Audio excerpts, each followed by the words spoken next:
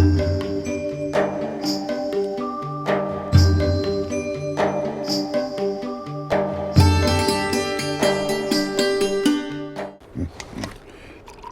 चाय?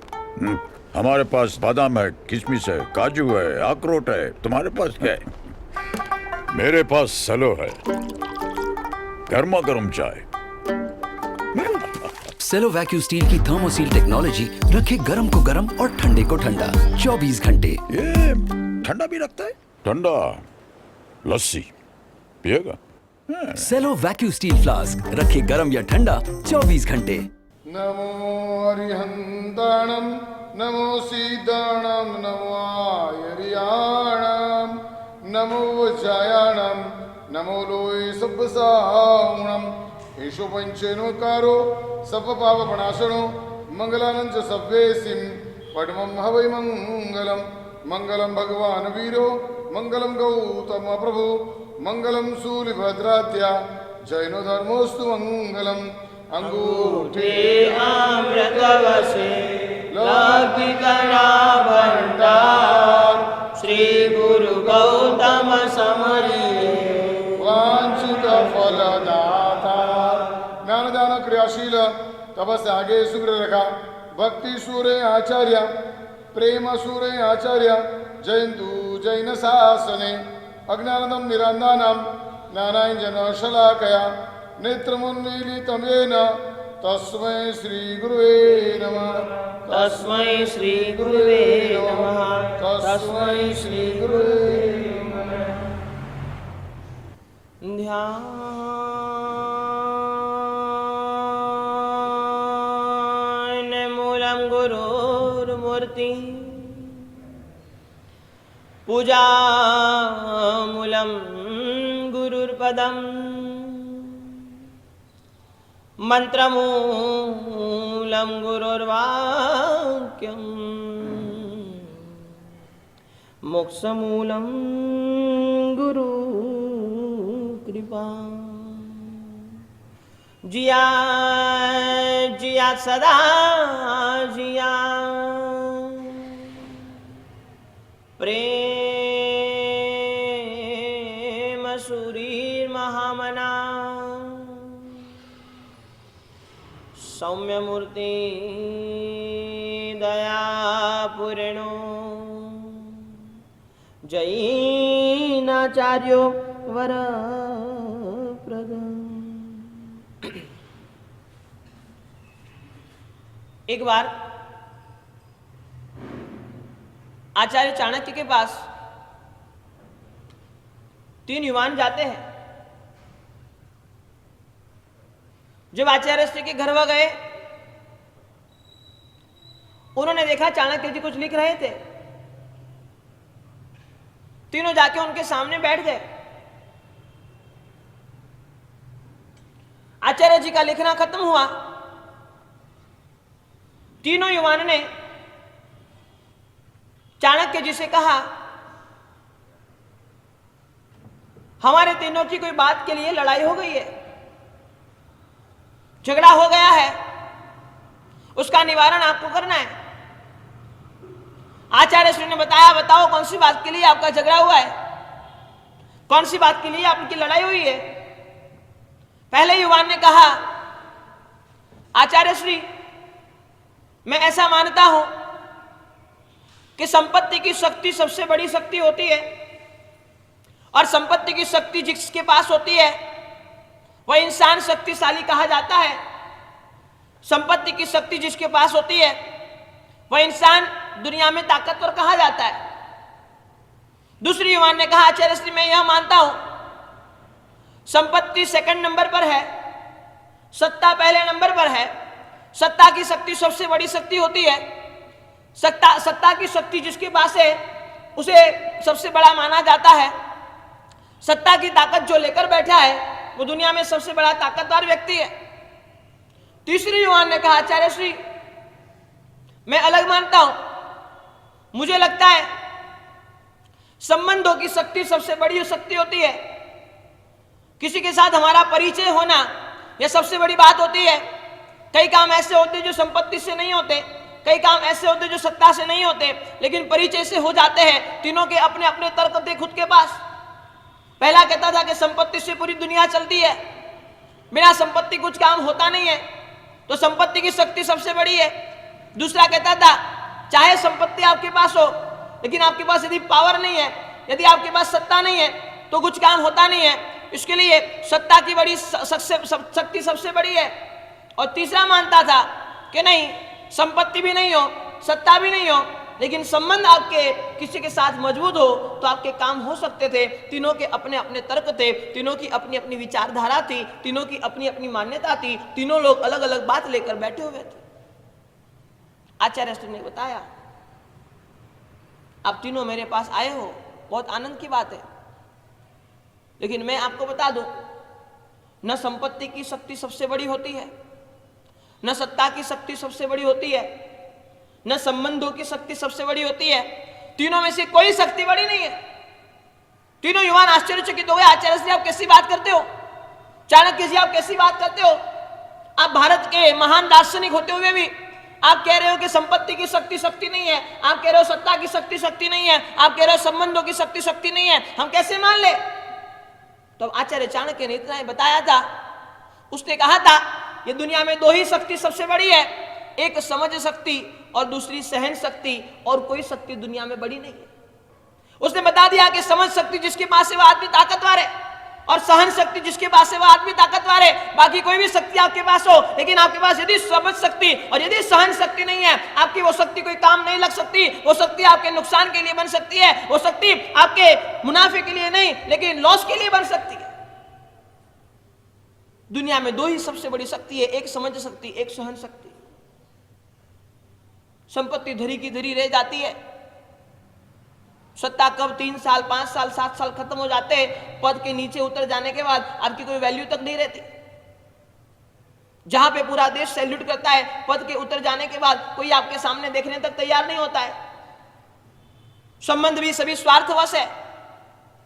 जब तक आपसे कुछ स्वार्थ है, जब तक आपसे कुछ लेना है, जब तक आपसे कुछ प्राप्त करना है, वह व्यक्ति आपसे संबंध रखेगा। जैसे लगेगा स्वार्थ परिपूर्ण हो गया, वो छोड़ देगा। लेकिन चाणक्य ने बताया कि सबसे बड़ी दो शक्ति है, एक समझ शक्ति और दूसरी सहन शक्ति। और आज हम बात करने वाले हैं उसी सब्जेक्ट पर।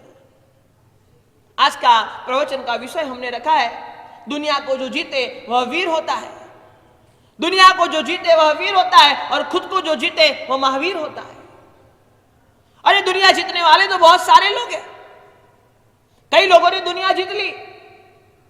सिकंदर हो, चाहे दुनिया का कोई भी राजा हो, दुनिया जीतने वाले बहुत लोग थे, लेकिन खुद को जीतने वाले एकमात्र महावीर थे। और वह महावीर की हम बात करेंगे।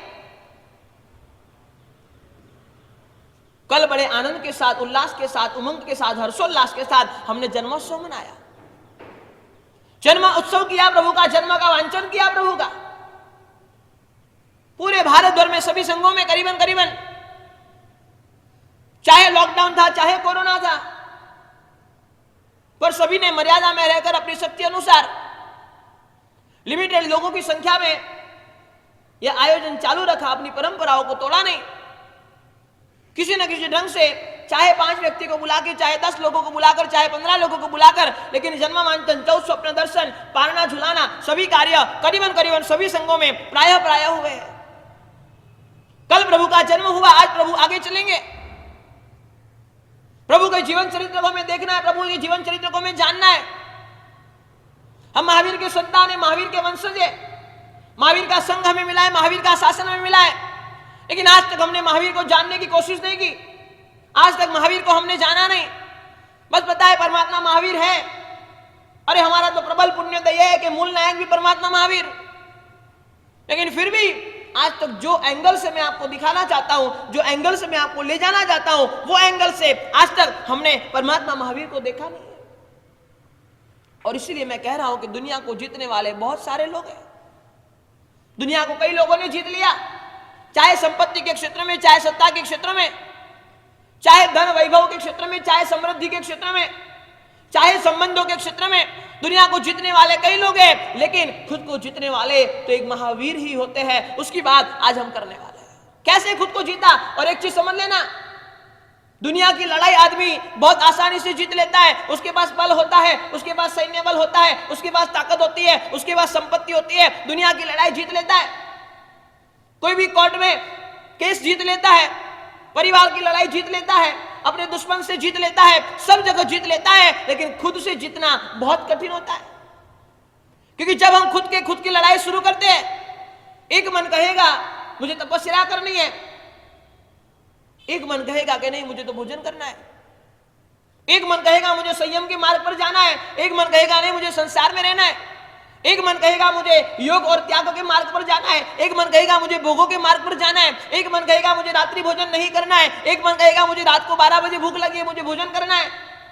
बहुत बड़ी दिक्कत हो जाती है जब हम हमारे साथ लड़ते हैं। एक और धर्म है, एक और संसार है, एक और धर्म का मार्ग है, धर्म का पथ है, एक और संसार की खाई है। करीबन करीबन जीना मुश्किल हो जाता है, करीबन करीबन आगे बढ़ना मुश्किल हो जाता है। यह है खुद से खुद की लड़ाई। लेकिन एक चीज समझ लेना, बिना खुद की लड़ाई किए हम महावीर नहीं बन सकते। यदि हमें महावीर बनना है, खुद से लड़ाई करनी पड़ेगी, खुद से लड़ना पड़ेगा, खुद के मन को समझाना पड़ेगा, खुद के जीवन को धर्म के मार्ग पर लाना पड़ेगा, खुद सब करना पड़ेगा। और एक चीज समझ लेना, हमारा धर्म कहता है दूसरा कोई किसी के लिए कुछ नहीं कर सकता है, जो करना है हमें खुद को ही करना है। ये हमारा धर्म मानता नहीं है। हमारा धर्म कहता है अरे तुझे फल चाहिए, कर्म तुझे ही करने पड़ेंगे, तुझे सदगति चाहिए, पुण्य तुझे ही करना पड़ेगा, तुझे मोक्ष चाहिए, पुरुषार्थ तुझे ही करना पड़ेगा, तुझे धर्म करना है, तुझे प्रयत्न करना ही पड़ेगा, और कोई करेगा तुझे मिल जाएगा, ऐसा होता नहीं है। और इसीलिए शास्त्रकार भगवत भद्रबाहु स्वामी महाराज ने बता दिया कि खुद को जीते वह महावीर है। प्रभु का जन्म हुआ, प्रभु की बाल्य अवस्था, अमल की क्रीड़ा हम सब जानते हैं। ऐसे तो परमात्मा का नाम वर्धमान था, लेकिन वह अमल की क्रीड़ा में देव को हराने के बाद प्रभु का नाम हो गया महावीर। जो शक्ति संपन्न है, जो शक्तिशाली है, वीरों के वीर ऐसे महावीर, वीरों के वीर ऐसे हमारे महावीर। अमल की क्रीड़ा, प्रभु का नाम हो गया महावीर। धीरे धीरे धीरे धीरे धीरे संसारी जीवन आगे चल रहा है, चाहे संसार में, लेकिन मन संसार में नहीं है। कनेक्टिविटी बहुत कम है, अटैचमेंट बहुत कम है। संसार की सभी क्रिया होती है, शादी भी होती है, बच्ची भी होती है, सब कुछ होता है, लेकिन अटैचमेंट कनेक्टिविटी बहुत कम है।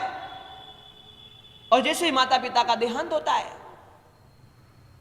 भगवान सोचते हैं कि अब मेरा अभिग्रह परिपूर्ण हुआ, जो मैंने गर्भ में लिया था कि माता पिता जीवित है तब तक मुझे संयम ग्रहण नहीं करना है।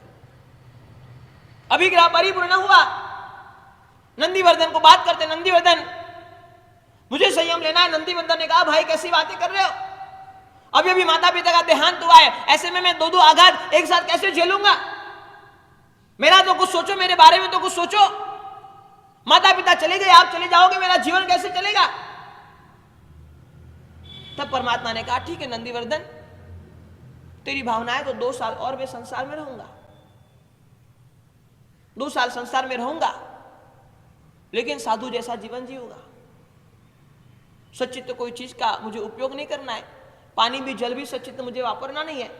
इसी तरह मेरा जीवन चलता रहेगा, चलता रहेगा, चलता रहेगा। 1 साल परिपूर्ण होने के बाद में, दीक्षा के 1 साल पहले से प्रभु ने वार्षिक दान देना शुरू किया, क्योंकि प्रभु दान रूपी धर्म की प्रभावना करने वाले थे, दान रूपी धर्म हमें बताने वाले थे। और इसीलिए प्रभु ने पहले मात्र कहा नहीं, करके दिखाया। दीक्षा के 1 साल पहले से वार्षिक दान शुरू होता है। हर रोज 1 करोड़ 8 लाख सोना मोहरों का दान होता है। सुबह सूर्योदय के समय के दान के देने के लिए बैठ जाते हैं, दोपहर के मध्याह्न समय तक प्रभु जी दान देते रहते, देते रहते, देते रहते हैं। जो भी आओ लेकर जाओ। 1 साल तक वार्षिक दान करने के बाद प्रभु की दीक्षा होते, प्रभु संयम ग्रहण करते हैं। कई परमात्मा ने 1000 लोगों के साथ, कई परमात्मा ने 300 लोगों के साथ, कई परमात्मा ने 3000 लोगों के साथ, कई परमात्मा ने 600 लोगों के साथ संयम ग्रहण किया, लेकिन परमात्मा महावीर ने अकेले संयम ग्रहण किया, क्योंकि प्रभु अद्वितीय थे, प्रभु अद्भुत थे, अकेले संयम ग्रहण किया। महावीर बनने की मार्ग पर, महावीर बनने के राह पर निकल गए, अकेले निकल गए। 12.5 साल का यह जो काल होगा, 12.5 साल का यह जो समय होगा, ऐसा विपरीत समय, ऐसा विकट समय, ऐसा तकलीफदायक समय, ऐसा कष्टदायक समय हम सोच नहीं सकते।